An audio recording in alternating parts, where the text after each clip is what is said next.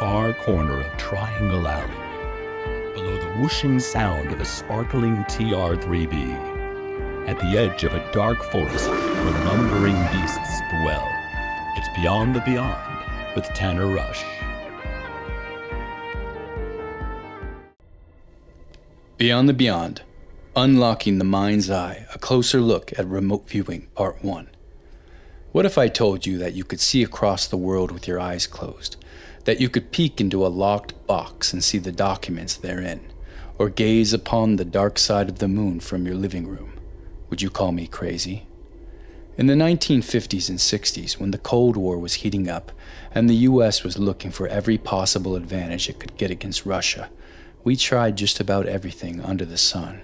The CIA created psychological warfare like cultural propaganda, highlighting the perceived failures of communism and the Soviet system. Operation Mockingbird was CIA funded and created anti-Soviet propaganda that painted Russia in a negative light using American journalists. Some say that the recruitment of journalists to further state narratives still happens today. The U.S. engaged in espionage using spy satellites and U-2 spy planes. They created elaborate spy networks and stayed behind armies in European countries in case of a Soviet invasion. Stealth technology, missile defense systems, trade embargoes, oil price manipulation, the list goes on and on. But there were also projects that were more on the, let's just say, experimental side. MK-Ultra, Operation Paperclip, which is the recruitment of Nazi scientists at the end of World War II, Exploding Cigarettes, Operation Acoustic Kitty, that's surgically implanting listening devices inside cats to use them as covert surveillance agents, and something called remote viewing. And yes, all of these were real projects. Remote viewing is the practice of perceiving information about a distant or sometimes close yet unseen target through extrasensory perception, or ESP.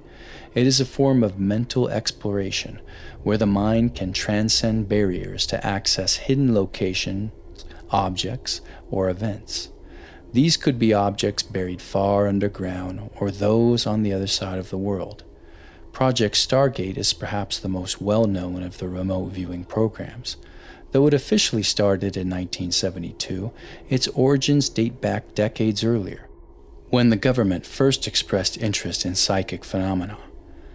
Through gathered intelligence, there was some evidence that the Soviet Union was conducting programs related to psychic phenomena.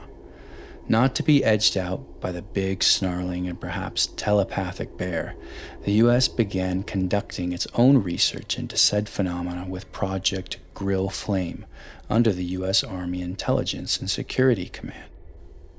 This was the first stage of what would become Stargate, with the Army exploring the potential of remote viewing for military intelligence. It was later renamed Project Center Lane, and then ScanIt, which looked at practical efforts to use psychics for espionage. In the early 1980s, Project Stargate was born out of these programs and involved more rigorous training and testing to further develop psychics and their capabilities.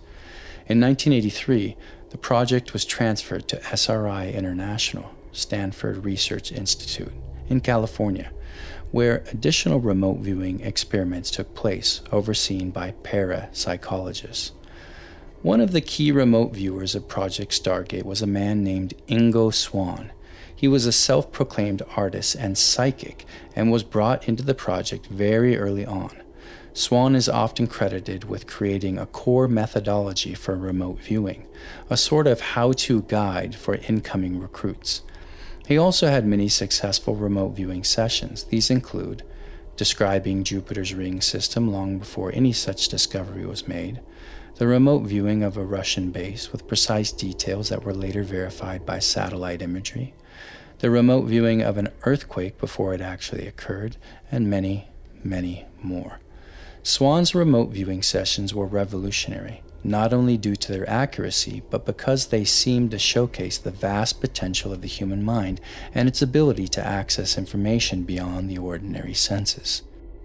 While some of his results remain debated and unverified, many still consider his contributions crucial in furthering the study of human consciousness. More to come in Part 2. Have you ever attempted to remote view? Message at Beyond the Beyond 1 on Instagram.